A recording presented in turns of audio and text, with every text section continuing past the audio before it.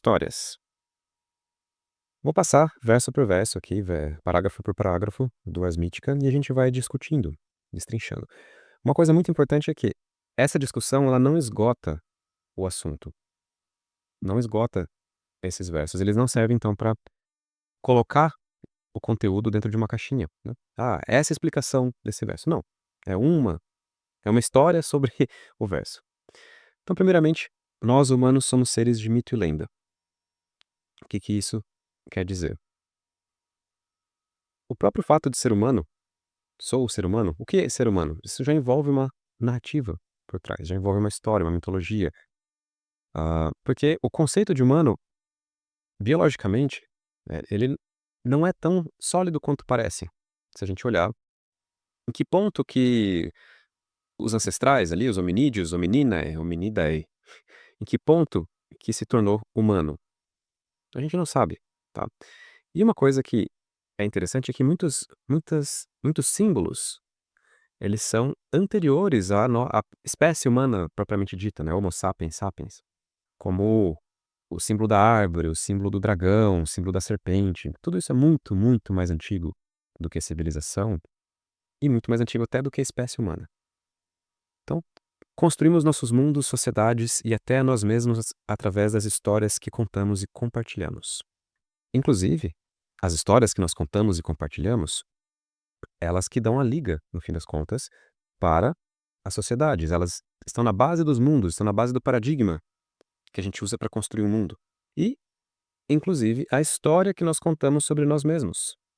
Quem sou eu? Isso é uma história, né? É uma narrativa também, que pode, inclusive, estar extremamente distorcida e deformada, né? A gente vai ver que a base da interpretação da realidade é uma hierarquia de histórias, não uma estrutura, como se fosse uma pirâmide de histórias. E a gente vive nessas histórias, basicamente, certo? Com elas crescemos e aprendemos. Muito das coisas que a gente busca na vida, muito, muito mesmo, se a gente traçar a origem daquele desejo, tem a ver com alguma história que nos cativou quando a gente era criança, né? Mesmo que a gente amadureça, se torne adulto, e aí, ok, não existem jedis, né? Não existem eh, os, os magos ali do. Bom, isso é controverso, existem magos, mas pelo menos os magos do Senhor dos Anéis não existem. Então, várias histórias que capturaram a nossa consciência, a nossa atenção, trouxeram certos impulsos para a nossa busca. Então, mesmo como adulto, a gente acaba buscando e se orientando por essas histórias. Inclusive, faz parte do processo de amadurecimento entender muitas vezes que certas coisas que nós buscamos no mundo vêm dessas histórias de fantasia, né? Então, vem a questão do discernimento, de que a gente não vai viver naquele mundo da mesma forma como a gente vive no mundo ordinário. O que eu quero dizer é que, sem uma história, nós não sabemos onde nós estamos no mundo. O mundo é caos. O mundo é ausência de significado e propósito. Então a gente vive nas histórias. A gente cresce, a gente aprende com elas. E elas orientam as nossas buscas. Fazemos isso não por sua utilidade ou propósito, mas simplesmente por serem histórias. E exatamente por isso é delas que nasce toda a utilidade e propósito. A ideia é que a gente não conta uma história é porque ela é útil. Olha, eu vou contar essa história aqui porque ela tem uma lição de moral que eu quero ensinar. Ou eu vou ouvir essa história porque ela tem uma lição de moral. Não. A gente é simplesmente capturado por essa história e acabou, assim. É um lado muito, muito profundo, muito puro e infantil. Tanto o que conta quanto o que ouve, né? A história, ela existe a na instância do contar. Ela não existe antes nem depois. Ela existe enquanto ela está sendo contada. E, por mais que essa transmissão, essa existência, seja a raiz de toda utilidade e propósito, ou seja, para eu considerar algo útil, tem que ter uma história sobre aquilo, que vai dizer que aquilo é útil.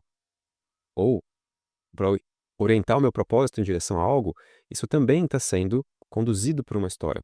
Ou seja, as histórias são fontes de utilidade e propósito, mas elas em si não são úteis ou contadas porque elas dão propósito.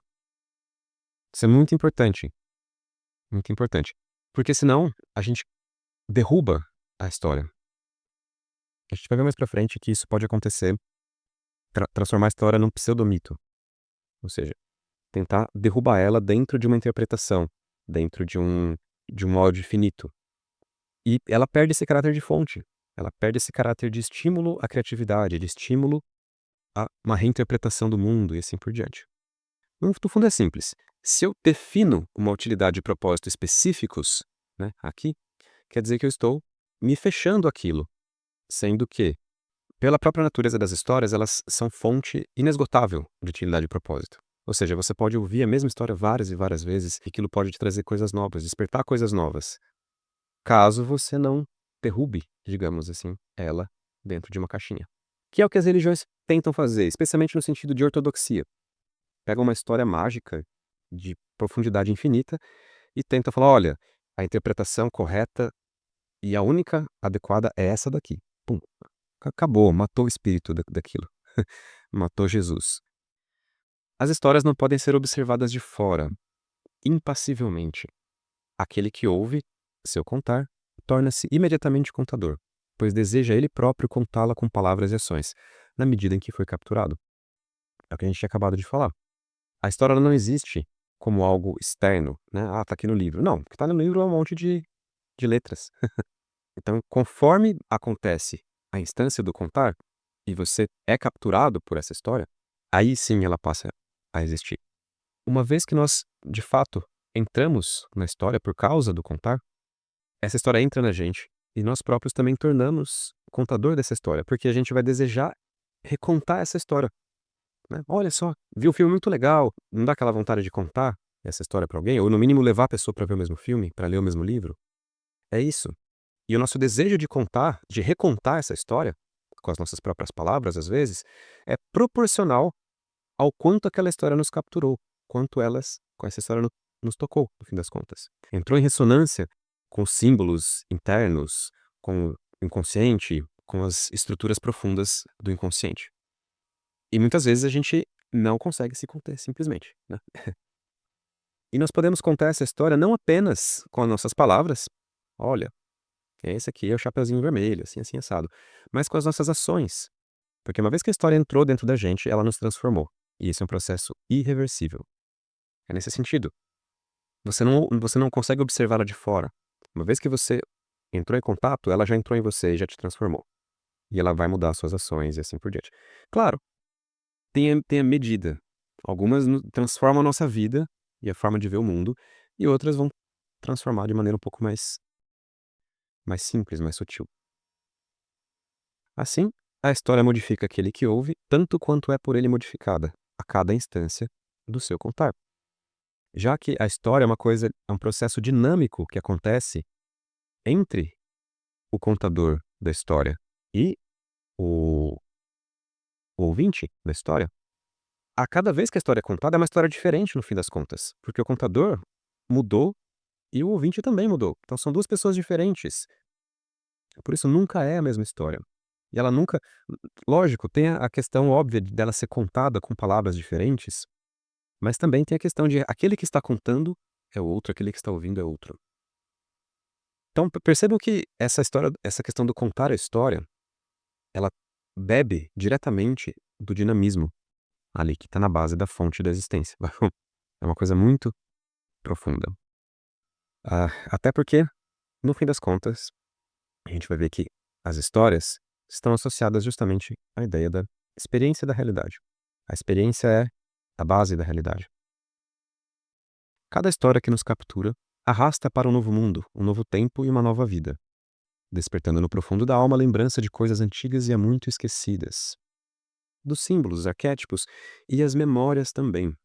Não apenas memórias pessoais, como memórias coletivas, memórias genéticas, memórias ancestrais. Então, quando você vai ouvindo uma história, vai acendendo, digamos, um monte de coisas no seu inconsciente, vai acordando aquilo, mesmo que você não perceba conscientemente. Uma memória pode ser ativada sem que a gente lembre conscientemente dela. E essa raiz de coisas que acende no inconsciente vai também modificar a maneira com a qual a gente está olhando para o mundo.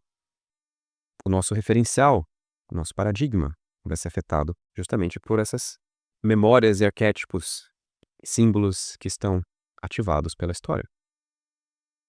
E exatamente por isso é que a história acaba arrastando a gente para um novo mundo. Não apenas o mundo da história em si, que acontece enquanto a história está sendo contada, né, o palco da história, mas também o nosso novo mundo, digamos, como a gente volta para o mundo ordinário, para o mundo normal. A gente volta diferente. Nossa experiência do tempo, nossa vida também é diferente. Irresistível é o fisgar da história certa na hora certa. O que isso quer dizer? Na nossa jornada, nós sempre estamos em alguma etapa, em alguma crise, digamos. Essa etapa, ela tem, né, uma forma de olhar para a realidade, então um olhar específico para a realidade. Ela tem uma autopercepção que tá associada a esse olhar. Essa autopercepção, né, é uma espécie de papel. Qual que é o meu papel nessa etapa? Ela tem uma crise também associada. Onde quer que a gente esteja na vida, sempre vai ter isso. Por exemplo, eu posso ter um olhar de que a vida é uma grande arena, onde eu preciso aqui estar atento e me proteger, porque tá todo mundo o tempo todo tentando, né, vencer, me atacar, me derrotar. E nesse sentido, a minha autopercepção, ela é de um guerreiro, né? Isso implica um papel. O que que o guerreiro faz? Se o mundo é uma arena, eu sou um gladiador, eu sou um guerreiro. O que que o guerreiro faz? Ou seja, eu já estou me orientando na vida a partir desse olhar, certo? E qual que é a crise do guerreiro? O guerreiro ele precisa vencer, porque ou você vence ou você morre. Não tem. Ou você está numa contínua sequência de vitórias ou acabou o jogo para você. Então, esse é o jogo da sobrevivência, no fim das contas. Que é o primeiro jogo que precisa ser vencido para que outros jogos possam ser jogados, né? Se eu não sobrevivo, acabou o meu personagem no mundo, então game over. Ou seja, a crise associada ao guerreiro é justamente essa. Como resolver esse problema da sobrevivência? É a força bruta, né? É a competição? Num primeiro momento. Mas a gente vai ver que a chave vira quando você consegue se associar a outras pessoas, vencer justamente aquilo que te jogou nesse jogo, né? Que é a ideia da força, que é a ideia do poder, da competição. Quando você vence isso e começa a conseguir colaborar com os outros, pronto, você não é mais um gladiador sozinho na arena, você tem um time. E não importa o quão forte seja o oponente, ele nunca vai vencer de um time. Ou seja, aquilo que resolve a crise da competição é justamente a cooperação. E aí pronto, você passou para a próxima etapa do jogo. Enfim, a ideia é que se você tiver, por exemplo, nessa etapa, nessa crise, ouvir a história certa vai te dar justamente, nossa, é isso, é aqui que eu tô, é isso que eu tenho que fazer. No sentido muitas vezes até imitativo ali do herói, dos personagens da história, né. Então as histórias têm esse caráter orientador. 7. Entendemos a cada passo dado que a nossa própria história converge para uma jornada mítica pessoal em andamento, onde saímos do conforto da normalidade, penetramos nas cavernas escuras do desconhecido, enfrentamos o dragão da sombra e reclamamos o tesouro da essência, retornando à superfície purificados e transformados. Isso daqui é uma miniatura da jornada do herói, né? Um resumão ali. A gente sempre sai e volta para a normalidade. Caverna, dragão, tesouro. É isso, no fim das contas, resumindo. E a nossa própria jornada pessoal é uma jornada do herói. Claro que isso já está bem claro, assim, né, para esse grupo de estudos, mas a ideia é a gente trazer essa compreensão para a nossa vida, para cada ação que a gente tem na vida. Estamos numa jornada, estamos numa história, somos um personagem de uma história. Ou, no mínimo, estamos identificados, estamos em conexão com um personagem de uma história. E nos importamos muito com ele. Nós não somos de fato o personagem, mas estamos conectados, estamos experienciando a história pelo olhar desse personagem e nos importamos muito com ele. Bom, então até aqui uma introdução sobre histórias, que assim, é uma coisa muito negligenciada pelo adulto, embora a criança viva, respire histórias, né, esteja ávida por histórias, o adulto tende a achar como uma coisa boba, como uma coisa infantil. E até é infantil, mas não no sentido ruim, no sentido de justamente entrar em contato com as camadas mais profundas do nosso ser. A camada mais profunda do nosso ser é o arcano do louco. É aquele que experiencia a história. É a vontade de ouvir uma história, de ser surpreendido. E essa a vontade de ser surpreendido é uma coisa da criança, não do adulto. O adulto odeia ser surpreendido. O adulto é saturnino. A criança que brinca ali com o arcano do louco. Só que é justamente essa energia que é a mais pura aqui e que permite que a gente continue. O conceito de histórias leva naturalmente ao conceito de significado.